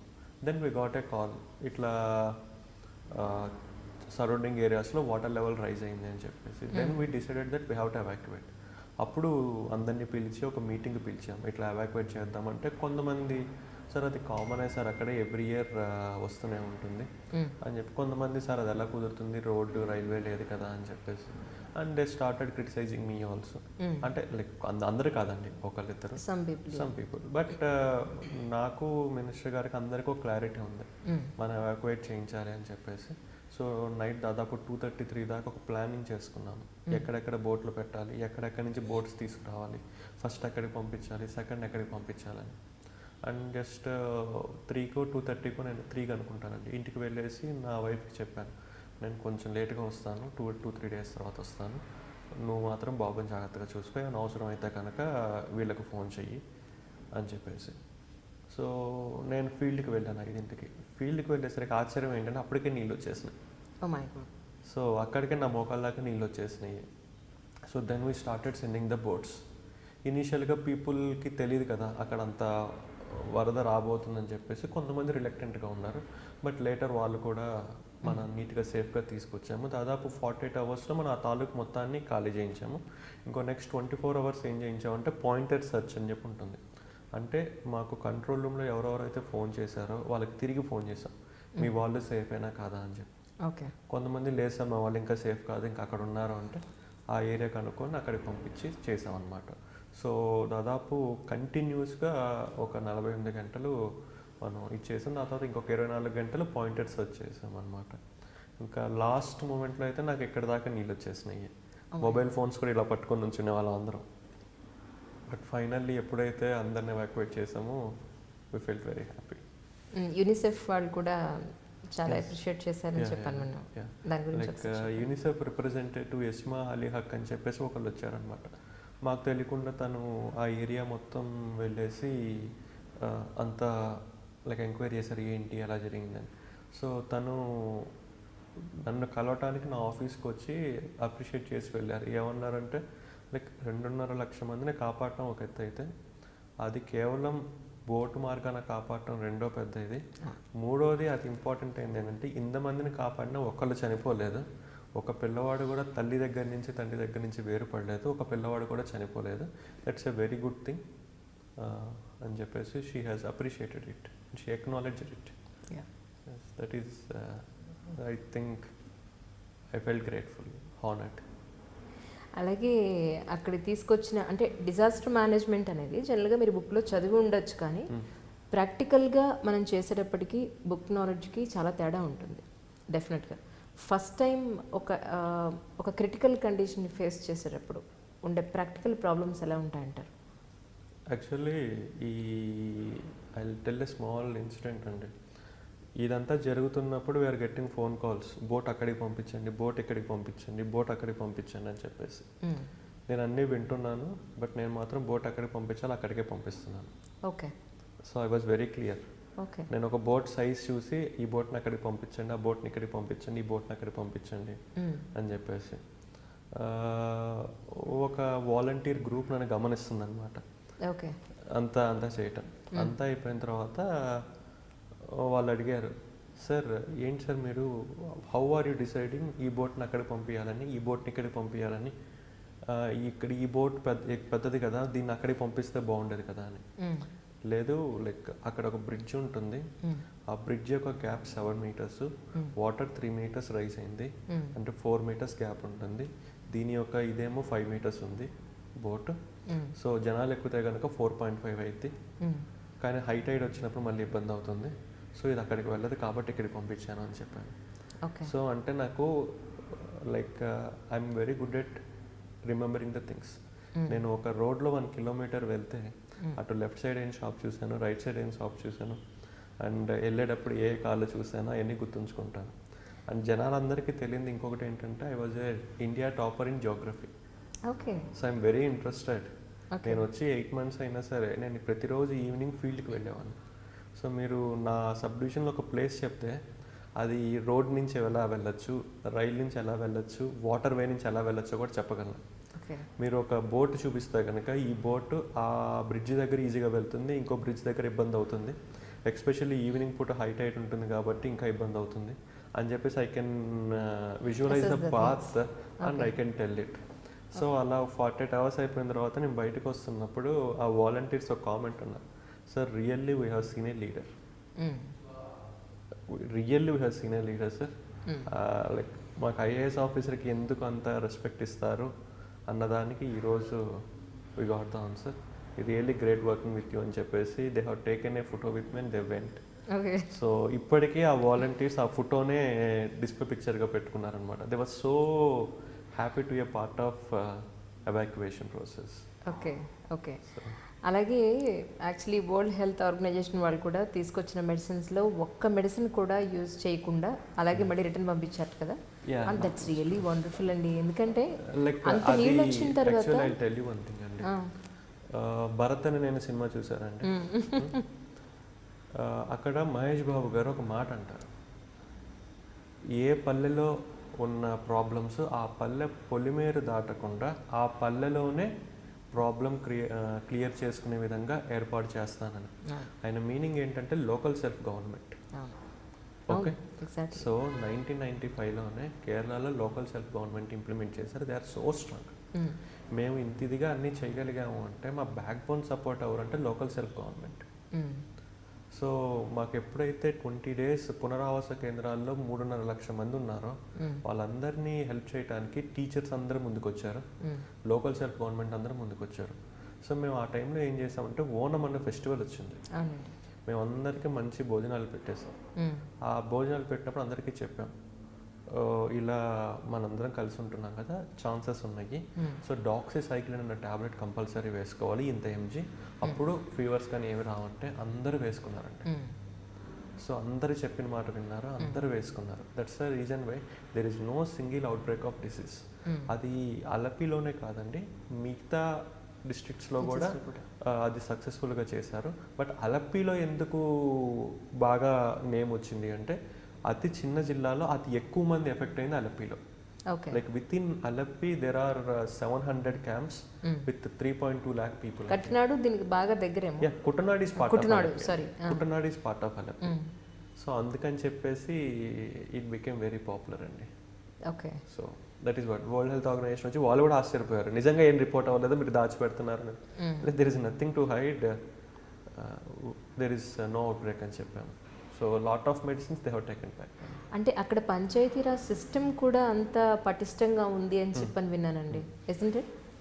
అంటే మన పంచాయతీరాజ్ సిస్టమ్కి అక్కడ పంచాయతీరాజ్ సిస్టమ్కి ఏంటంటారు? అక్కడ panchayati president is nothing but chief minister of that panchayat. Okay okay. అక్కడ municipal chairman is the chief minister of that municipality. Okay. He have complete powers. For example నేనున్న municipality Alleppey municipality. Alleppey municipality chairman అనేవారు నిజంగా ఒక సీఎం హోదాన ఉంటారు. అక్కడ standing committee education chairman ఉంటారు, is like education minister of that municipality. Standing committee health ఉంటారు, is the health minister. Standing committee welfare minister. అట్లా ఒక మినీ గవర్నమెంట్ అనేది రన్ అవుతూ ఉంటుంది కేరళలో. ఓకే. No one things. నేను అదే చాలా మందికి కేరళలో ప్రత్యేకతలు ఏంటంటే ఏమీ లేదు, భరత్ అనే నేను మూవీలో ఏవైతే చెప్పారో ఇట్లా మహేష్ బాబు ఇట్లా ఇట్లా ఇట్లా వేసి చెప్పారో అవన్నీ 1995లోనే ఇంప్లిమెంట్ చేశారు. అందుకనే భరత్ అనే నేను మూవీ మిగతా ఏ స్టేట్ వాళ్ళు చూసినా అబ్బా సూపర్ అంటారు, ఎక్స్పెషల్లీ ఆంధ్ర వాళ్ళు చూస్తే సూపర్ అంటారు, నార్త్ ఇండియా వాళ్ళు చూస్తే అబ్బా ఫెంటాస్టిక్ అంటారు, బట్ కేరళ వాళ్ళు చూస్తే వాట్ ఈస్ దిస్ అంటారు. ఎందుకంటే seen everything and they have seen the benefits of those reforms also. Like there was a times of ఇండియాలోనే ఒక ఇంగ్లీష్ న్యూస్ పేపర్లో ఒక పెద్ద ఫోటో వచ్చింది. ఏంటి అంటే ఇంత వర్షంలో ఇంత ఇదిగా కేరళ మునిగిపోయినప్పుడు కూడా పెట్రోల్ బంకులో పెట్రోల్ కొట్టించుకోవడానికి హెల్మెట్ పట్టుకొని క్యూలో నుంచొని ఉన్నారనమాట. So do you expect this in any other state? That is అక్కడ పీపుల్ ఎలా సపోర్ట్ చేస్తారో పొలిటీషియన్స్ కూడా అలానే సపోర్ట్ చేస్తారు. ఇక్కడ people, politician, bureaucrats work together for the society. Exactly. That is. కానీ అలాంటి సిస్టమ్ మన మిగతా జిల్లాల్లో, మన తెలుగు రాష్ట్రాల్లో చూడగలమంటారా మీ ఉద్దేశ ప్రకారం? ఐ థింక్ మన దాంట్లో కూడా రిఫార్మ్స్ గ్రాడ్యువల్గా వస్తున్నాయండి. ప్రజలు ఇక్కడికన్నా కూడా అక్కడ ఎడ్యుకేటెడ్ పర్సంటేజ్ ఎక్కువ. ఐ టెల్ యూ అండి, it is not education, it is literacy. Ya, there is lot of difference. Exactly. Address 100% literate state. Literate state అంటే ప్రతి ఒక్కరికి ఏదో ఒకటి మలయాళమైనా చదవటం వచ్చు, వాళ్ళ సొంతకం వాళ్ళు పెట్టగలరు. అండ్ ఇంకొకటి ఏంటంటే ప్రతి ఒక్కళ్ళు పొద్దున్నే న్యూస్ పేపర్ చదివస్తారు. ఓకే. సో మా డ్రైవర్ అయినా సరే వచ్చే ముందు న్యూస్ పేపర్ చదవాల్సిందే, లేదంటే వాడు న్యూస్ పేపర్ పట్టుకొని వస్తాడు, ముందు పెట్టుకుంటాడు, ఎక్కడైతే బండి ఆపుతామో అక్కడ మరీ న్యూస్ పేపర్ చదువుకుంటాడు. They have to read newspaper because they want to know what is happening. వాళ్ళకి ఏంటంటే వాళ్ళ డబ్బు అంటే గవర్నమెంట్ డబ్బు వాళ్ళ కోసం వాడుతున్నారా లేదా అన్న దానికి ప్రతిరోజు ప్రతిసారి వాళ్ళు విజిలెంట్గానే ఉంటారు. అసలు ఈ విషయం మన తెలుగు రాష్ట్రాల్లో ప్రజలకు ఎంతమంది తెలుసు? తెలిస్తే అసలు ఎలక్షన్స్ వాటి రిజల్ట్స్ ఒక రకంగా మారిపోతాయి. ఓట్ అనేది ఎంత పవిత్రంగా భావిస్తారంటే వాళ్ళు, రీసెంట్గా చెంగనూరు అని ఒక బై ఎలక్షన్ జరిగింది. I was shocked seeing how people think for vote. ఒక ఓటు వేయటానికి ఫస్ట్ వాళ్ళ ఇంట్లో వాళ్ళందరూ కూర్చొని ఆలోచిస్తారు, మనం ఇతనికి వేద్దాం, అతనికి వేద్దాం, అతనికి వేద్దాం. ఆ వార్డులో వాళ్ళందరూ ఆలోచిస్తారు, ఈ వార్డుకి అతను ఏం చేశాడు, అంతకు ముందున్న అతను ఏం చేశాడు, కొత్త అతను ఏం చేస్తా అంటున్నాడు. మళ్ళీ again third round of discussion ఉంటుంది, దాని తర్వాత వెళ్ళి ఓటేస్తారు. ఇక్కడ తెలుగు రాష్ట్రాలు ఎలా ఉందో చెప్పమంటారా? అంటే మీరు కేరళలో ఉన్నారు కదా ప్రస్తుతానికి. ఏం డిస్కషన్స్ ఏముండవండి, ఎవరికి వాళ్ళు ఇండివిజువల్గా ఎంత డబ్బు తీసుకున్నారో ఎవరికి చెప్పరు. ఓకే, వాడు సారా ఇచ్చాడా, బిర్యానీ ప్యాకెట్ ఇచ్చాడా, ఎన్ని వందలు ఇచ్చాడు, ఎన్ని వేలు ఇచ్చాడు లెక్క చూసుకోవడం, వాడు ఎవరికి వేయాలనుకుంటే వాడికి వేయడం అల్టిమేట్గా. కానీ సార్ అంటే నాకు అనిపించింది ఏంటంటే, ఇందాక మీరు ఎడ్యుకేషన్ కాదు లిటరసీ అన్నారు. ఎగ్జాక్ట్లీ అలాంటి లిటరసీ అసలు మన దగ్గర చూస్తే కనుక 60% అన్ఎడ్యుకేటెడ్స్ ఉన్నారు మన దగ్గర. లిటరసీ లేని వాళ్ళు ఉన్నారు. ఒక మాటలో చెప్పాలంటే 60%. అలాంటి తెలుగు రాష్ట్రాల్లో మనం ఇలాంటి వాతావరణం మనం చూడగలమంటారా మీ ఉద్దేశంలో? ఇట్ ఈస్ పాసిబుల్ అండి. ఎన్నాళ్ళు పడుతుందంటారు? I'm really clueless of how much time it will take, but I'm optimistic. Telugu రాష్ట్రాలు I think after Kerala, Karnataka, Telangana and Andhra are the most eligible states to implement it, and they started implementing it. నేను గ్రాడ్యువల్గా change గమనిస్తున్నాను. Like I tell a small example. నేను ఆఫీస్లో కూర్చుంటే ఒక panchayati member వచ్చి, sir I'm panchayati member of this panchayati అని చెప్తాను. ఓకే. ఒక మున్సిపల్ కౌన్సిలర్ వచ్చి, sir I'm municipal councillor of this అంటే I can able to see how they are taking a small panchayati member post also so prestigious. That is how it is going on. So when I went to Kerala, like I was shocked by seeing all these things. నేను ఆంధ్ర నుంచి వెళ్ళాను. So like it has taken almost 6 months for me to adapt to that culture and to that development. ఇప్పుడు నేను ఇండైరెక్ట్గా చెప్పాలంటే నాకన్నా developed అయిన స్టేట్కి నేను వెళ్ళి పనిచేస్తున్నాను. ఎగ్జాక్ట్లీ. నాకన్నా తెలుగు వాళ్ళ మధ్య నేను పనిచేస్తున్నాను. True. So this is what. అంటే లాంగ్వేజ్ నేర్చుకున్నారా ప్రస్తుతానికి? అవునా? మలయాళం నేర్చుకున్నారు చెప్పండి, మేము కూడా నేర్చుకుంటాం. ఎలా నేర్చుకున్నారు? For your information, for any IAS officer you won't get any increment without clearing language exam. Okay. ఒక సీక్రెట్ చెప్పారు మాకు. సో మీరు ఎలా నేర్చుకున్నారు మలయాళం అనేది? నేను పీపుల్తో మాట్లాడుతాను, జనాలతో మాట్లాడుతున్నాను. ఎందుకంటే అలప్పి అనేది it's not a big city అంటే, it's a very small town which is famous for tourism. అంతేకాని as a town it is a normal town అంటే. సో అక్కడ జనాలకు అంత ఇంగ్లీష్ రాదు. సో నేను ఫస్ట్ 2-3 months నేను మలయాళం బాగా నేర్చుకోవడానికి ట్రై చేసేవాడిని. నేర్చుకున్నాను. ఈ రోజు I can speak Malayalam completely. ఇప్పుడు IAS అయిన తర్వాత పెళ్లి చేసుకున్నారా? IAS అయిన తర్వాత లైక్ ట్రైనింగ్ 1 year అయిపోయిన తర్వాత పెళ్లి చేసుకున్నాను. విజయవాడ అమ్మాయిని చేసుకున్నారు. Actually they are from a professional family. He is a chartered accountant, my father in law. So my wife is also a chartered accountant. నేను అనుకున్నాను my wife has to be a doctor or chartered accountant అని. So I have taken. ఎందుకంటే I want to marry from a professional family. అంటే who can understand okay. me very well. So that is what మీ బాబుకు 1 year అనుకుంటా. yeah, 1 year అండి. బాబు పేరేం పెట్టారు? రిషిత్ నంద. రాగదీప అనుకుంటా Yeah, రాగదీప అండి. కదా. Yeah. అదే తను ఒక ఎంట్రీలో మిస్సెస్ కూడా మాట్లాడారు యాక్చువల్లీ. నేను చాలా భయపడిపోయాను ఏటేసాను అని చెప్పని. యాక్చువల్లీ తను భయపడదండి. ఏమైందంటే మా ఇంట్లో పనోళ్ళు ఉంటారు, వాళ్ళు ఎప్పటికప్పుడు హవర్ టు అవర్ అప్డేట్స్ ఇచ్చేవాళ్ళు తనకి. సార్కి మోకాళ్ళ దాకా నీళ్ళు వచ్చినాయంట, సార్కి భుజం దాకా నీళ్ళు వచ్చినాయంట, సార్ ఇంతాక జారి పడ్డారంట, సార్ కొంచెం ఇబ్బంది అయిందంట, స్లిప్ అయ్యారంట, ఇంతక బోట్ వచ్చి సార్ని తగలబోయిందంట. సో ఇలా హవర్ టు అవర్ అప్డేట్స్ ఇచ్చేసరికి she started fearing. Okay okay. So and that నేను ఒక 48 గంటలు తనకు కనిపించలే. అండ్ న్యూస్ పెడితేనేమో అంత బీభత్సంగా ఉందని చూపిస్తుంది. So then she started. ఇంకా 48 hours అయిపోయిన తర్వాత ఒకసారి ఇంటికి వెళ్ళాను. వెళ్ళగా ఇంక వెంబటనే హక్ చేసుకొని స్టార్టెడ్ క్రయింగ్. అండ్ నిద్రపోయేవాడు మా అబ్బాయి కూడా లేచి వచ్చి నా కాలు పట్టుకుని వాడు ఎరవటం మొదలు పెట్టాడు. వాడికి ఏం అర్థమైందో తెలియదు, అంటే వాడు 48 hours చూడకుండా వాడు ఎక్కువ. సో ఇది బోత్ స్టార్టెడ్ క్రయింగ్. అండ్ ఒక 2 hours రిఫ్రెష్ అయ్యి సెల్ ఆన్ చేశాను. ఇంటికి రాగానే సెల్ స్విచ్ ఆఫ్ చేసి 2 hours తర్వాత మళ్ళీ ఆన్ చేశాను. రిపీటెడ్గా కాల్స్ వస్తున్నాయి. ఓకే. ఒక ఫోన్ మాట్లాడుతుంటే 8 ఫోన్లు వస్తున్నాయి. ఐ వాజ్ షాక్డ్, ఏంటి ఇన్ని ఫోన్లు వస్తున్నాయి ఏంటి అని. తీరా చూస్తే ఈ 3 లక్షల మందిని కాపాడాం కదా, ఇప్పుడు కాపాడిన వాళ్ళందరూ పునరావాస కేంద్రాల్లో ఉన్నారు. అక్కడ వాటర్ లేవని, ఈ ఫెసిలిటీస్ లేవని, అంటే జస్ట్ ఇంకా మరి వెంబటిన వాళ్ళు వెళ్ళిపోతారు, వాళ్ళకి కావాలి కదా. సో ఒక నిమిషం దాకా ఐ వాజ్ క్లూలెస్, ఏంటి how to handle this situation అని చెప్పేసి. దెన్ అప్పుడు నాకు అనిపించింది ఏంటంటే we have to involve local self governments, that is Panchayat and municipalities, and we have to involve all the teachers. ఎందుకంటే ఎక్కువ క్యాంప్స్ అనే పునరావాస కేంద్రాలు మనం స్కూల్స్లోనే పెట్టాం. సో అందుకని స్కూల్లో ఉన్న టీచర్స్ అందరినీ రమ్మని చెప్పాము, పంచాయతీ వాళ్ళందరినీ రమ్మని చెప్పాము, గవర్నమెంట్ అఫీషియల్స్ అందరినీ రమ్మని చెప్పాము. In fact we gave an order, 24 గంటలు ఎవరైతే పోస్ట్ అయి ఉన్నారో వాళ్ళు అక్కడే ఉండాలి. సో ఎప్పుడైతే మేము ఆ ఆర్డర్ ఇచ్చామో అప్పుడు ఆ క్యాంప్ అంటే ఆ పునరావాస కేంద్రంలోనే వాళ్ళకు వాళ్ళు ఒక కమిటీగా ఫామ్ అయిపోయి, సాయంత్రం టీ ఉంటే బాగుంటుంది, రాత్రికి ఉప్మా ఉంటే బాగుంటుంది, పొద్దున్నే పుట్టుంటే బాగుంటుంది, అట్లా వాళ్ళకి వాళ్ళు ప్లాన్ చేసుకొని, ఒకవేళ ఏమైనా ఐటమ్స్ లేకపోతే టీచర్స్ ఉన్నారు కదా, వాళ్ళకి వాట్సాప్ గ్రూప్ ఉంటుంది కదా పేరెంట్స్ది, we want this many kgs of rava, this many kgs of this అని చెప్పేసి పెట్టుకోవటం, వాళ్ళు కలెక్ట్ చేసుకోవటం.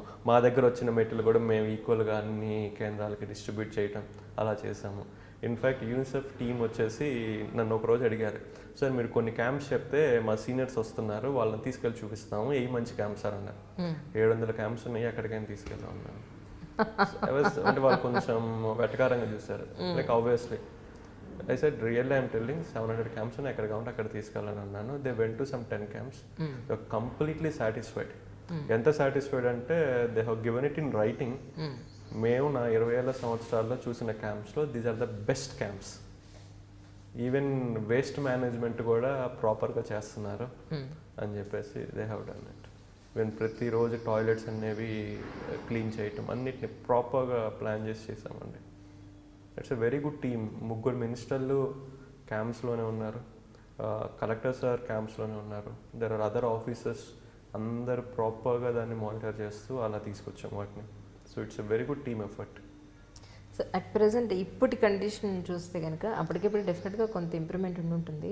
బట్ మీ ఉద్దేశ ప్రకారం మళ్ళీ పాత కేరళగా చూడాలి అంటే కనుక ఇంకా ఎన్ని రోజులు పట్టే అవకాశం ఉందంట? లైక్ ఇప్పుడు కంటిన్యూ అవుతున్న రీహాబిలిటేషన్ ఇదే పేస్లో కంటిన్యూ అవుతే 1 year పట్టింది. అంటే మీకు చెప్పాలంటే ఒక ఇల్లులు ఉన్న ప్రదేశం ఊహించుకోండి, వాటర్ వచ్చింది, వాటర్ వెళ్ళిపోయిన తర్వాత గ్రౌండ్ మిగిలింది. Exactly. So this is what the status. మరి ఇప్పుడు మళ్ళీ వాళ్ళకి ఇల్లు అది కట్టివ్వాలి అంటే government is giving and many donors are coming forward. మన ఆంధ్ర నుంచే దాదాపు ఒక 400 to 500 హౌసెస్ మనకి సపోర్ట్ చేయడానికి ముందుకు వచ్చారు. లైక్ బాహుబలి టీమ్, రాజమౌళి గారు, శోభు గారు, వీళ్ళందరూ కలిసి ఒక 5 ఇల్లు కట్టిస్తున్నారు. అట్లనే Ramoji group is willing to construct houses. అట్లా there are many other trust and organizations which are coming forward to construct houses. Ramoji Rao గారి నుంచి మీకు పిలుపు వచ్చినట్టుంది. Yes అండి, లైక్ ఆయన like collected fund for supporting Kerala people. Okay. And he called me asking what is the best way of using it. And his intention is to construct houses. Okay. So we have done. అంటే రామోజీరావు గారికి ఏంటంటే ఎక్కడైనా సరే ఇలాంటివి జరిగితే తన తరపున, తన వర్కర్స్ తరపున, తన యొక్క రీడర్షిప్ తరపున he use to construct houses. ఆయన ఇదే కాదండి, విశాఖపట్నంలో కట్టించారు, తమిళనాడులో కట్టించారు, now he's constructing here also.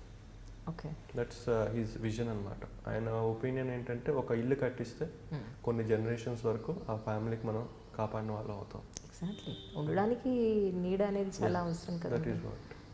Okay okay. అంటే రోసయ్య గారి తర్వాత మీ దాంట్లో ఇంకెవరు లేరు, సో మీరు పొలిటికల్ లీడర్ అవ్వాలనేది మీకు చిన్నప్పటి నుంచి మీకు చాలా ఉందని చెప్పని విన్నాను, నిజమా? లేదండి బట్ ఒక్కటండి, I want to serve the place అండి. I tell a small example అండి. My great grandfather name is Mylavarapu Gundaiah గారు అండి. సో ఈయన ఏంటి అంటే ఆయన డబ్బు పెట్టుకొని గవర్నమెంట్తో పని లేకుండా ఈ కన్స్ట్రక్టెడ్ స్కూల్స్, కాలేజెస్, హాస్పిటల్స్. ఈరోజు మెయిన్ రోడ్ వచ్చి ఎంజీ రోడ్ అంటారు, మైలవరపు గుండయ్య రోడ్ మా ఊళ్ళో. మున్సిపాలిటీ పేరు Mylavarapu Gundaiah council hall, clock tower పేరు మైలవరపు గుండయ్య చౌక్. సో అని చెప్పేసి అలా ఉంటుంది. నేను ఆయన నుంచి కొంచెం ఇన్స్పైర్ అయ్యాను and I'm very comfortable in my job అండి. Because IAS is the only job where I can do service for 30 years continuous. ఈ పొలిటికల్గా వచ్చినప్పుడు ఏమవుతుందంటే మన టార్గెట్ అనేది not only to do service, to win the election. రెండు match అవ్వండి.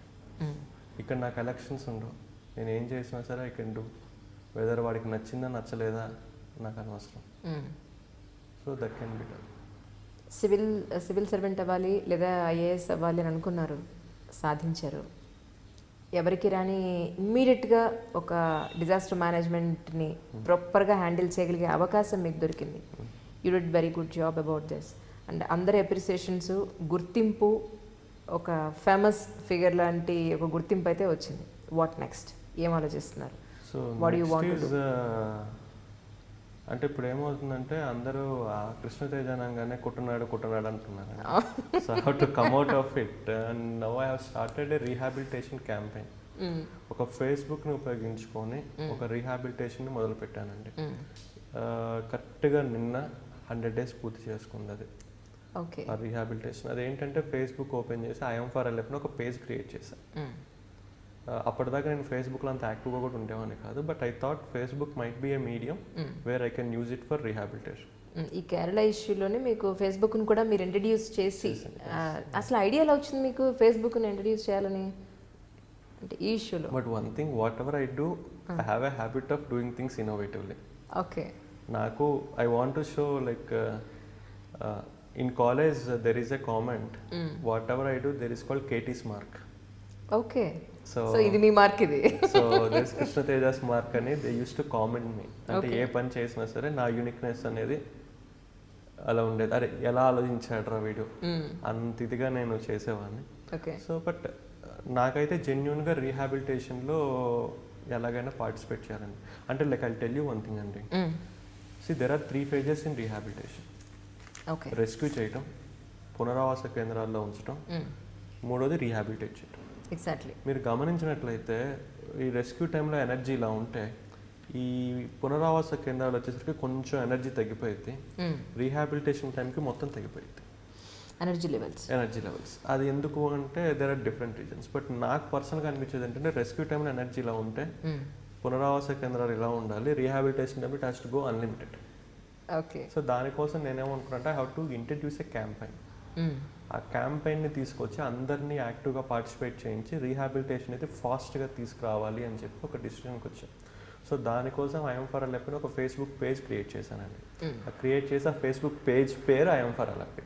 చాలా బాగుంది అది పేరు కూడా. సో లైక్ నేను అలప్పి కోసం అందరూ అలా అనాల్సిందే కదా అని ఒక ఫోటో తీసాను అనమాట. ఒక డ్యామేజ్డ్ హెల్త్ సెంటర్ ఫోటో తీసి ఒక 3 photos పెట్టాను. పెట్టేటప్పుడు కూడా నాకు అంత కాన్ఫిడెన్స్ లేదండి, ఫ్రాంక్లీ టెల్లింగ్. ఎందుకంటే నాకు తెలియదు what it is going to B అని. పెట్టేసి I ask all my friends to share it. Okay, వాళ్ళు షేర్ చేసి ఫైనల్లీ ఒకళ్ళ దగ్గరికి వెళ్ళింది. వాళ్ళు నాకు ఫోన్ చేశారు, నేను ఈ బిల్డింగ్ని అడాప్ట్ చేసుకోవడానికి రెడీ అయ్యాను. వాళ్ళు ఎవరో కూడా కాదండి, మన ఆంధ్ర తెలంగాణ ఫేమస్ యాంకర్ సుమా గారు, వారి భర్త రాజీవ్ కనకాల గారు. Okay. So because Suma garu is also Malayali, she was also more supportive to it. So I was shocked. ఏంటి ఫేస్బుక్ పేజ్ పెట్టి 6 అవర్స్లో ఒక బిల్డింగ్ 8 lakhs అడాప్ట్ అవుతుంది అని. Then I came to know about the power of Facebook, that is social media. ఇంకా అప్పుడు నేను ఇట్లా ఫొటోస్ పెట్టడం, మాకు ఇది కావాలి అది కావాలని పీపుల్ స్టార్టెడ్ కమింగ్. సో ఈ 100 daysలో జస్ట్ ఒక ఫేస్బుక్ పేజ్కి మాకు 95,000 likes వచ్చినాయండి, జస్ట్ ఇన్ 100 days. అండ్ ఈ 100 daysలో మేము 8 రకాల రీహాబిలిటేషన్స్ కేవలం ఫేస్బుక్ను ఉపయోగించి మాత్రమే చేసాము. Like for example dairy farmer rehabilitation ఉంది. అంటే ఎవరైతే బీపీఎల్ ఫ్యామిలీస్ ఈ ప్రళయంలో ఆవుల్ని కోల్పోయారో వాళ్ళకి తిరిగి ఆవుల్ని ఇచ్చాం. ఓకే. ఫస్ట్ ఆవును ఇవ్వమని చెప్పినప్పుడు అందరు నన్ను క్రిటిసైజ్ చేశారు, ఏంటో ఒక ఐఏఎస్ ఆఫీసర్ ఆవును ఇవ్వమంటున్నాడు అని చెప్పి. సో నాకు ఒక అలవాటు ఏంటంటే ఎవరైనా క్రిటిసైజ్ చేస్తే నేను కంపల్సరీ చేస్తాను. బికాజ్ ఒకటి క్రిటిసైజ్ చేసాక నేను ఆపను, ఎక్స్పెషల్లీ క్రిటిసైజ్ చేస్తే అసలు ఆపను. సో నేనే వెళ్ళి ఫస్ట్ ఆవునిచ్చాను. నేను మా డాడీ దగ్గర నుంచి మా బాబాయ్ దగ్గర నుంచి కొంచెం మనీ తీసుకొని ఆవునిచ్చాను. That became a big news. ఒక ఐఏఎస్ ఆఫీసర్ ఆవును డొనేట్ చేశాను. ఆ న్యూస్ చదివి నెక్స్ట్ డే నాకు 20 ఆవులు డొనేషన్కి వచ్చినాయి. ఓకే. ఆ 20 ఆవులు ఇచ్చిన తర్వాత మళ్ళీ న్యూస్ అయ్యి వీ గాట్. సో టోటల్ 133 ఫ్యామిలీస్కి మేము ఆవులు ఇవ్వాలైతే 133 ఫ్యామిలీస్కి ఆవులు రెడీ అయిపోయినాయి. ఓకే. దాని మీద అంతకుముందు వాళ్ళ జీవనాధారం డిపెండ్ అయి ఉంటుంది, అందుకని మళ్ళీ you have given the same way. అందులోనూ ఇచ్చే ఆవు కూడా జెర్సీ కానీ హెచ్ఎఫ్ బ్రీడ్ కానీ మాత్రమే ఇచ్చాం. అందులోనూ ప్రెగ్నెంట్ కౌస్నే ఇచ్చాము, ఇన్ష్యూర్ చేసి ఇచ్చాము, 1 month ఫ్రీగా ఫీడ్ ఇచ్చాము అనమాట ఆవులకి. సో అంటే ఒక that is the first rehabilitation we have done. అదేవిధంగా స్టూడెంట్ రీహాబిలిటేషన్ అని చెప్పి తీసుకొచ్చాం. స్టూడెంట్స్కి కావాల్సినవన్నీ కిట్స్ కానీ అది. ఈ స్టూడెంట్ రీహాబిలిటేషన్ దగ్గర ఏం చేస్తామంటే ఒక చిన్న మైండ్ గేమ్ వాడాను. ఓకే. మాకు ఇది కేరళ, స్కూల్స్ ఓపెన్ చేయంగానే నో డౌట్ ఒక 2 months లోపల జనాలందరూ వచ్చేస్తారు. మిగతా స్టేట్స్ లాగా రాకపోవటం, డిస్కంటిన్యూ అవ్వటం ఉండదు. బట్ మాకేంటి అంటే 15 days లోపల అందరూ స్కూల్కి బ్యాక్ వచ్చేయాలి. అందుకని ఏం చేశాను, ఫస్ట్ డే స్కూల్ ఓపెన్ చేయగానే 3 notebooksని ప్రతి స్టూడెంట్కి పంచిపించాను. ఓకే. అండ్ వాళ్ళకు ఒక ఇన్ఫర్మేషన్ ఇచ్చాను, నెక్స్ట్ 3 daysలో ఇంకొక 3 notebooks ఇస్తాము అని చెప్పేసి. ఓకే. స్లోగా అటెండెన్స్ పెరిగింది. మళ్ళీ 3 notebooks ఇచ్చి ఇంకొక ఇన్ఫర్మేషన్ ఇచ్చాము, నెక్స్ట్ 3 daysలో we're going to go geometry box అని. కొంచెం అటెండెన్స్ పెరిగింది. We gave the geometry box after 3 days and then we gave information that next 3 daysలో we're going to go pen set అని. ఒక 5 to 10 pens ఇస్తున్నాం అని. కొంచెం పెరిగింది. Next we gave information that next 3 daysలో ఒక మంచి స్కూల్ బ్యాగ్, వాటర్ బాటిల్ ఇస్తున్నాము.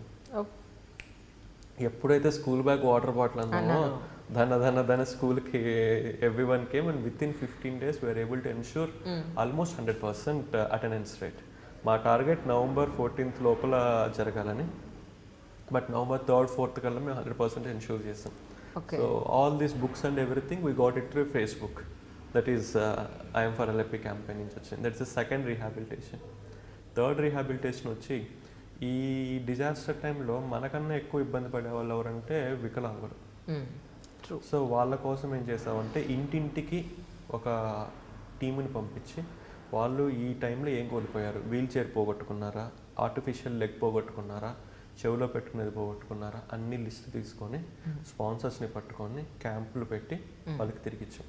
Alleppey became the first district before the world specially able day we rehabilitated all the specially abled people.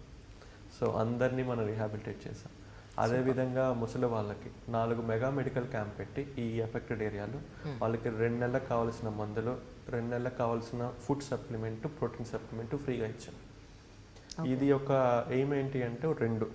ఒకటి, ముసలి వాళ్ళు కొంచెం ఏదైనా ఫ్రీగా ఇస్తే సైకలాజికల్గా కొంచెం హ్యాపీగా ఫీల్ అవుతారు, అంత నష్టపోయింది పక్కన పెట్టేసి.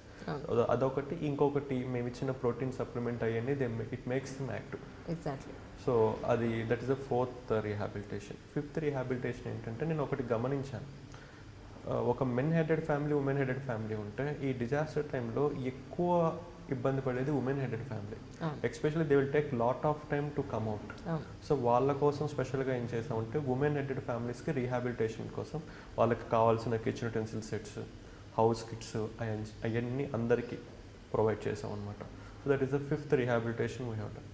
సో 6th రీహాబిలిటేషన్ వచ్చేసి green rehabilitation.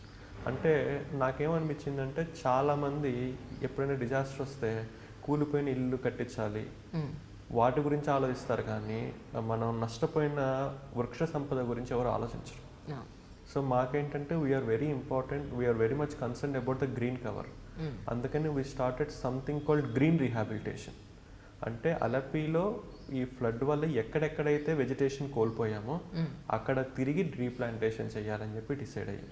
So for the first time we have launched green rehabilitation through I'm for Alleppey.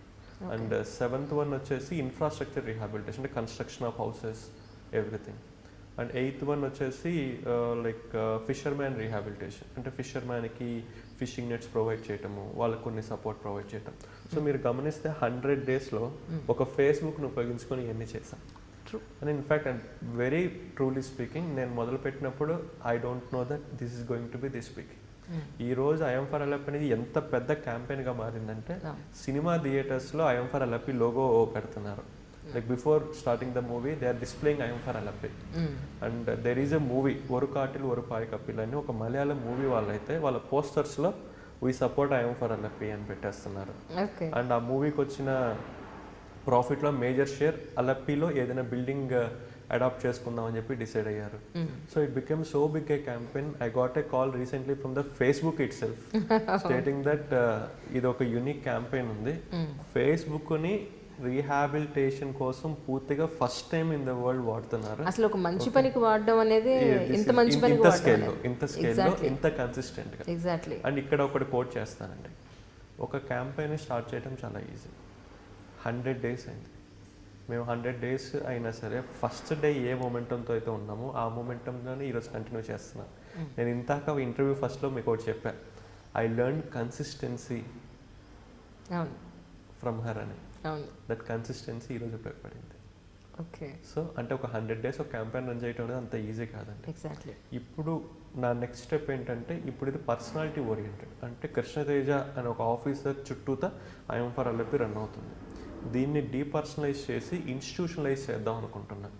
అంటే నేను ట్రాన్స్ఫర్ అయిపోయి వెళ్ళిపోయినా కూడా ఐఎమ్ ఫర్ అలపీ అనే క్యాంపెయిన్ ఎవర్ గ్రీన్గా రన్ అవడానికి I'm trying to involve more volunteers, more people who take it forward. So this is what I'm for Alleppey.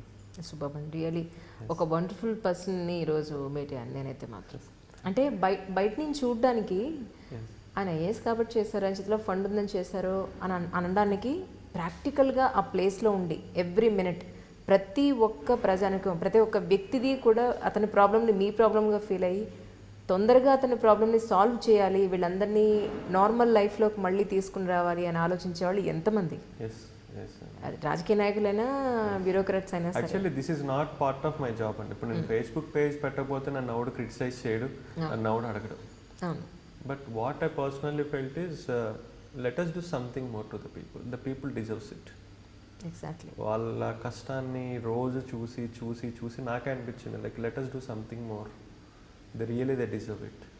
నాకు పోయేదేముందండి, 5కి నా ఇదైపోయిన తర్వాత నేను ఇంకొక 4 hours ఎక్స్ట్రా పని చేస్తాను. But that 4 hours is really giving some impact. So like that I have done this. Really అండి, చాలా వెరీ నైస్ ఇన్ఫర్మేషన్. అంటే ఒక వ్యక్తి చెయ్యాలి అని అనుకుంటే అది సివిల్ సర్వెంట్ అయినా రాజకీయ నాయకులైనా ప్రజల కోసం, సమాజం కోసం, దేశం కోసం చేయాలి అని ఒక గట్టి నిర్ణయం కనుక తీసుకుంటే వండర్స్ చేయొచ్చు అని అనిపించింది మీ స్టోరీ విన్న తర్వాత. నిజంగా మీ గురించి తెలుసుకున్నప్పుడు దట్స్ ఫైన్. ఐఏఎస్ కాకుండా ఐపీఎస్ వస్తే తీసుకునేవారు? తీసుకున్నామండి. అంతేనా? ఒకటికి 4 attempts అయిపోయింది, తీసుకున్నాను. బట్ ఇంకొక అటెంప్ట్ రాసేవాడిని. That is first. ఎందుకంటే ఐఏఎస్కి ఏంటంటే అండి, you will get umpteen amount of opportunity to diversify your self. Exactly. Like IAS కాబట్టి ఐఎమ్ ఫర్ అలపీ స్టార్ట్ చేయగలిగాను, రెస్క్యూ ఆపరేషన్లో అంత ఇదిగా పార్టిసిపేట్ చేయగలిగాను అలా. సో మేబీ ఐపీఎస్ అయితే ఇంత వైడ్ రాకపోవచ్చు, but there are many people who have done wonders being IPS. But what I personally feel, maybe నేను ఐఏఎస్ కాబట్టి ఒక జిల్లాకు ఒకసారి పోస్ట్ చేసిన తర్వాత ఎన్నాళ్ళు ఉంటుందండి జనరల్గా? నాకు ఇది ఐడియా లేదు. యూజువల్లీ 2 years ఉంటుందండి. I completed 1 year 2 months in Alleppey. Okay. So there are 10 more months in Alleppey. I wish that in 10 months I am going to complete the things I have started there. Okay, అంటే అందులో మళ్ళీ మీ other state దాంట్లో మీ opinion ఏమైనా తీసుకుంటారా? Are you interested on the state or not అనేది? ఏదండి? ఇక్కడ నుంచి ఇప్పుడు కేరళ నుంచి వేరే స్టేట్ కనుక మిమ్మల్ని వేస్తే అందులో మీ ఒపీనియన్ తీసుకుంటారు? There is something called deputation. In years మనం కేరళలో పనిచేయాలి, దాని తర్వాత you can go to the central government or any other state of your choice. అది మీ చాయిస్ ఉంటుంది. ఓకే, మనం సెలెక్ట్ చేసుకోవటం అండి. For example if I like Telangana, I can come to Telangana. Okay okay, for that 2 states have to give permission. ఒకటి Kerala, next Telangana. ఏమనుకుంటున్నారు ఏదండి? మీరే తీసుకున్నారు? నిజంగా ఏమనుకోలేదండి, because I am learning a lot from Kerala. నాకేమనిపించిందంటే this experience in Kerala will help me when I come back to my mother state. Correct. So because I learn a lot. అంటే ఇవన్నీ మనం చాలా మందికి నేను చెప్తూ ఉంటే ఆశ్చర్యపోతారు, ఏంటి ఇవన్నీ కేరళలో ఉన్నాయని. నిజంగా they are there, really they are being implemented. I'll tell a small thing. There is something called snake boat race. Okay, it's a world famous. ప్రపంచంలో స్నేక్ బోట్ రేస్ అనేది కేవలం అలపిలోనే జరుగుతుంది. మేము అన్నీ రెడీ చేసుకున్నాము. కరెక్ట్గా రేపు స్నేక్ బోట్ రేస్ అనేది ఈరోజు ఫోన్ వచ్చింది, ఇట్ ఈస్ క్యాన్సిల్డ్. ఎందుకని? బికాజ్ ఆల్రెడీ వర్షాలు బాగా పడుతున్నాయి, there may be a chance of flood. Oh my God, మళ్ళీ నా అనిపించింది మీకు ఒకసారి? నో, ఈ ఫ్లడ్, ఈ ఆపరేషన్ ఇదంతా ఎవాక్యుయేషన్ జరిగే ముందు 1 week ముందు. Okay, so August 11th is the supposed date of Nehru trophy boat race. Okay, and August 16th, 17th is the flood that happen. So అది క్యాన్సిల్ అయిందనమాట. సో దాని తర్వాత మళ్ళీ 3 months తర్వాత రీసెంట్గా మళ్ళీ మనం దాన్ని చేసాము. It came very well. In fact Allu Arjun గారు దానికి చీఫ్ గెస్ట్గా వచ్చారు. అల్లు అర్జున్ గారి పేరు చీఫ్ గెస్ట్గా రాగానే అప్పటిదాకా టికెట్ సేల్ అంత డల్గా ఉన్నాయల్లా మ్యాసివ్గా టికెట్ సేల్ అయిపోయినాయి. అంటే ఐ వాస్ షాక్డ్, ఒక తెలుగు అతనికి కూడా ఇంత క్రేజా అని చెప్పేసి. Allu Arjun famously called as Mallu Arjun. So ఆయనకి దారి పొడవున ఫ్లెక్సీస్, ఓకే, జనాలు ఆయన్ని చూడటానికి మంది వచ్చారు, మిగతా వాళ్ళు బోట్ రేస్ చూడటం, లైక్ అంత ఇదిగా ఆయన కోసం వచ్చారు. సో ఈ బోట్ రేస్ ఏంటి అంటే ఒక 1 lakh people ఆ బోట్ రేస్ చూడటానికి వస్తారు. ఇప్పుడు మిగతా చోట ఎక్కడ జరిగినా సరే ఆ 1 lakh people కోసం ఫెసిలిటీస్ ప్రొవైడ్ చేస్తారు. మా దగ్గర 5 protocols నేను డెవలప్ చేశాను. ఒకటి ఏంటంటే రెడ్ ప్రోటోకాల్. ఈ రెడ్ ప్రోటోకాల్ ఏంటంటే ప్రతి చోట ఒక 20 seats ముసలోళ్ళ కోసం కేటాయించాం. ఓకే, సో ఈ రెడ్ వాలంటీర్స్ అనే వాళ్ళు ఉంటారు, వాళ్ళు గేట్ దగ్గర నుంచొని ఉంటారు. సో వాళ్ళు ఈ ముసలోళ్ళని తీసుకొచ్చి వాళ్ళకి అలొకేట్ చేసిన సీట్లో కూర్చోబెడతారు. బ్లూ ప్రోటోకాల్ అని పెట్టారు.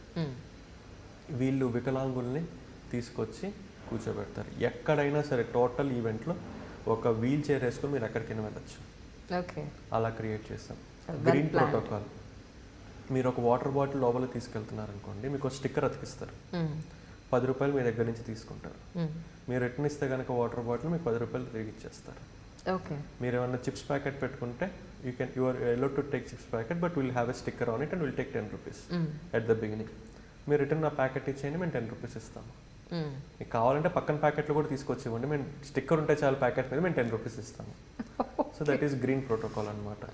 సో ఎల్లో ప్రోటోకాల్ అంటే ఉమెన్కి చిల్డ్రన్కి కోసం. ఉమెన్ కోసం ప్రతి పెవిలియన్లో separate toilets, refreshing room, feeding room provide చేస్తాం. అదేవిధంగా చిల్డ్రన్ కోసం చైల్డ్ ట్యాగింగ్ పెట్టామన్నమాట. ఆ ట్యాగ్ మీద పేరెంట్స్ పేరు, వాళ్ళ మొబైల్ నెంబరు, వాళ్ళకి కావాల్సిన చిన్న చిన్న టాయ్స్ అలా ఇచ్చాం. అంటే ఒక ఈవెంట్ని మేము ఎలా చేసామంటే it is not only A event, it is senior citizen friendly event, specially abled friendly event, women friendly event, child friendly event, environmental friendly event. And the final thing is, event lo some of the volunteers are transgenders. Okay. So transgender friendly event. Ante nenemantanante oka as an IAS I have this opportunity of seeing things different and implementing it. Exactly. Ee roju 5 protocols అనేవి state లో వేరే ఏది massive event జరిగినా సరే they are trying to implement this 5 protocols. So now it became a inclusive event. అంటే ఒక ఈవెంట్లో ఎంతమంది వచ్చింది కాదు, ఆ ఎంతమందిలో ఎంతమంది ముసలోళ్ళు ఉన్నారు, ఎంతమంది వికలాంగులు ఉన్నారు, ఎంతమంది పిల్లలు ఉన్నారు, ఎంతమంది ట్రాన్స్జెండర్స్ ఉన్నారు, ఎంతమంది ఆడవాళ్ళు ఉన్నారు, అది కూడా మేము లెక్కేసుకొని దాన్ని ఇంప్లిమెంట్ చేసాము. It was a massive hit. It was the most inclusive event. And even Allu Arjun గారు ఇవన్నీ తెలుసుకుని వాజ్ సర్ప్రైజ్డ్, ఏంటి ఇలా కూడా ఈవెంట్స్ని ప్లాన్ చేస్తారా అని చెప్పేసి. And in fact recently he accepted to adopt 10 anganwadi centres in Alleppey as a part of I am for Alleppey. 10 anganwadi సెంటర్స్ని ఆయన అడాప్ట్ చేసుకుంటా అని చెప్పి యాక్సెప్ట్ చేశారు. So that is what. ఇందాక మీరు స్కూల్కి 50 డేస్లో పిల్లలు మళ్ళీ స్కూల్కి 15 డేస్లోనే. అప్పుడు ఎందుకంటే అప్పుడు వరదలప్పుడు ఆల్రెడీ ప్రజలందరికీ కూడా పునరావాస కేంద్రాలు మీరు స్కూల్సే ఇచ్చారు. సో ఇప్పుడు మరి వీళ్ళని ఎక్కడ పెట్టారు? వాళ్ళు అప్పటికి ఇళ్ళవి ఇంకా మీరు కట్టించారు కదా? లేదండి, కొంతమందికి టెంపరీగా ఇల్లులు కట్టించాము, కొంతమంది కమ్యూనిటీ హాల్స్ ఉన్నాయి వాటిల్లో పెట్టాము. స్కూల్స్ని మాత్రం ఓపెన్ చేసేసామండి, ఎందుకంటే అకాడమిక్ ఇయర్ అనేది వేస్ట్ అయిపోతుంది. We don't want student to get suffered because of floods. So వాళ్ళని వేరే చోట షిఫ్ట్ చేసి స్లోగా వాళ్ళకి మళ్ళీ టెంపరీగా కట్టించివ్వటం.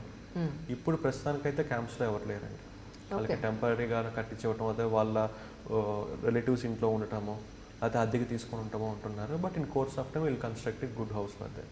ఓకే. సో అంటే ఈ సివిల్ సర్వీస్ ఎగ్జామ్కి సంబంధించి ప్రిపేర్ అయ్యే వాళ్ళకి ఎలా ప్రిపేర్ అయితే బాగుంటుందని మీ ఉద్దేశం? ఎందుకంటే ఎండ్ ఆఫ్ ది డే ఈయన ఎలా ప్రిపేర్ అయ్యారు, మమ్మల్ని ఎలా ప్రిపేర్ అవ్వమంటున్నారని చాలామంది కింద మెసేజెస్ పెడుతున్నారు. టు బి ఫ్రాంక్, మీ ఇంటర్వ్యూ కావాలని ఎంతోమంది, నేను ఎవరిదో సివిల్ సర్వెంట్ ఇంటర్వ్యూ అయితే మేడం కృష్ణతేజ్ గారు ఇంటర్వ్యూ చేయండి, ఎల్ఎఫ్పి కృష్ణతేజ్ గారు ఇంటర్వ్యూ చేయండి అని ఎన్ని మెసేజెస్ పెట్టారు. నేను మీకు స్క్రీన్ షాట్ చేసి మీకు చూపిస్తాను. యాక్చువల్లీ వాళ్ళు అడగడం వల్లే మిమ్మల్ని దాని గురించి నేను ఎంక్వైరీ చేయడం జరిగింది. సో అందుకని అలాంటి వాళ్ళకి ఇంట్రెస్ట్ ఉన్న వాళ్ళకి ఎలా ప్రిపేర్ అయితే బాగుంటుందని మీరు అంటారు? అది ప్రిలిమ్స్ కానీ మెయిన్స్ కానీ. సివిల్ సర్వీస్ ఎగ్జామ్ సిలబస్ అనేది చాలా easy, but the competition is very difficult. ఎంత కాంపిటీషన్ ఉంటుందంటే మొత్తం 8 లక్షల మంది రాస్తారు. ఈ 8 లక్షల్లో ఐఐటీలో టాపర్స్, ఐఐఎంలో టాపర్స్, ఎయిమ్స్లో టాపర్స్, యూనివర్సిటీలో టాపర్స్, చార్టర్డ్ అకౌంటెంట్స్లో టాపర్స్, అదర్ సెగ్మెంట్స్లో టాపర్స్, వీళ్ళందరూ ఒక 2 లక్షలు 1.5 మంది ఉంటారు. సో వీళ్ళతో మనం పోటీపడి రాస్తే అందులో చివరికి ఒక 30,000 మంది మెయిన్స్కి క్వాలిఫై అవుతారు. ఆ 30,000లో 3,000 మంది ఇంటర్వ్యూ క్వాలిఫై అవుతారు. 3,000లో 800 మంది ఫైనల్లీ క్వాలిఫై అవుతారు. ఆ 800లో 90 ర్యాంకులు రావాలి, ఐఏఎస్ రావాలంటే. ఆ 90లో కూడా ఫస్ట్ వచ్చినోడికి ఒక స్టేట్ వస్తుంది, సెకండ్ వచ్చినోడికి ఇంకో స్టేట్ వస్తుంది, 66 వచ్చినోడికి ఇంకో స్టేట్ వస్తుంది, 90 వచ్చినోడికి ఇంకో స్టేట్ వస్తుంది. అంటే it is not about the exam, it is about the competition. ఈ మాట ఎందుకు అన్నానంటే, కాంపిటీషన్ ఎప్పుడైతే ఎక్కువ ఉంటుందో we have to focus on all minute mistakes also. ఎందుకంటే ఎవ్రీ మార్క్ కౌంట్స్. ఇప్పుడు నాకు 66 వచ్చింది, అదే 91 వచ్చినట్లయితే I would have been IPS. 66కి 91కి 5 మార్క్స్ తేడా ఉంటుంది, 10 మార్క్స్ తేడా ఉంటుంది. అదే నాకు ఇంకో 20 మార్క్స్ తక్కువ వచ్చినట్లయితే instead of IPS I would have been in railway service. So like every mark counts. So నేను అనేది ఏంటి అంటే, ఎంత చదివా ఉన్నది కాదు, ఎంత ఎక్స్ప్రెస్ చేయగలుగుతున్నాము, ఎంత కన్విన్సింగ్గా ఎక్స్ప్రెస్ చేయగలుగుతాం అన్నది ఇంపార్టెంట్. మనం సివిల్ సర్వీస్లో it's an exam about expressing your self in writing and in answering. So writing అంటే రిటర్న్ ఎగ్జామ్లో ఎక్స్ప్రెస్ చేసేటప్పుడు మనం అనుకున్నది పూర్తిగా ఎక్స్ప్రెస్ చేయాలి అంటే we need lot of practice. చాలామంది ఏమనుకుంటారంటే మనం ఒక టాపిక్ చదివేసాము, మనం ఎక్స్ప్రెస్ చేసేద్దాం అనుకుంటాం. చదవటం అనేది ఓన్లీ 50% ఆఫ్ ద ప్రిపరేషన్ మాత్రమే. Expressing it on the paper is the remaining 50%. For example నేనే ఉన్నానండి, ఒక టాపిక్ చదివిన తర్వాత ఫస్ట్ 3 అటెంప్ట్స్లో the following are the things, first point, second point, third point అని పెట్టి రాసేవాడిని. ఎగ్జామినర్కి కూడా ఒక నార్మల్ ఆన్సర్గా అనిపించేది. బట్ నేను 1 year కష్టపడి ఎలా చేశాను అంటే, నేను చదివింది ఒక చిన్న కథలాగా రాయటం మొదలుపెట్టాను. First paragraph, second paragraph, third paragraph. ఆ చదివేటప్పుడు కూడా ఫస్ట్ పారాగ్రాఫ్ చదివినోడికి సెకండ్ పారాగ్రాఫ్ ఏం రాసాడో చూద్దాం, సెకండ్ పారాగ్రాఫ్ చదివినోడు థర్డ్ పారాగ్రాఫ్ ఏం రాసాడో చూద్దాం, థర్డ్ పారాగ్రాఫ్ చదివినోడికి అరే కన్క్లూజన్ ఎలా ఇచ్చాడో చూద్దాం అన్న ఒక ఇది నేను క్రియేట్ చేసేవాడిని. సో ఆ రైటింగ్ ప్రాక్టీస్ అనేది చాలా ఇంపార్టెంట్. అది ఎవరైతే కన్సిస్టెంట్గా కష్టపడతారో వాళ్ళకే ఆ రైటింగ్ ప్రాక్టీస్ వస్తుంది. So that is the first tip I say. నేను ఆ రైటింగ్ ప్రాక్టీస్ చేశాను. ఆ రైటింగ్ ప్రాక్టీస్కి 2 కావాలి. మనకి కన్సిస్టెంట్గా ఒక ప్రాక్టీస్ అనేది ఉండాలి. 2 మనం రాసిన దాన్ని కరెక్ట్ చేయడానికి ఒక మెంటర్ అనేవాళ్ళు కంపల్సరీ ఉండాలి. ఎందుకంటే మనం ఏం రాసామో మనకు తెలియదు కరెక్టా రాంగ్ అనేది. So that is the first thing. The second thing is expressing our self.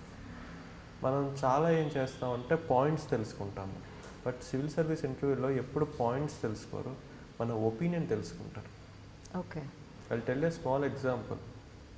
Civil service interview అనేది ఏంటి అంటే they take your opinion and they test your depth. ఈ రెండింటిని చూసేదే సివిల్ సర్వీస్ ఇంటర్వ్యూ. ఓకే. నన్ను ఇంటర్వ్యూలో ఒక క్వశ్చన్ అడిగారు, వాట్ ఈస్ జిఎస్టీ అని.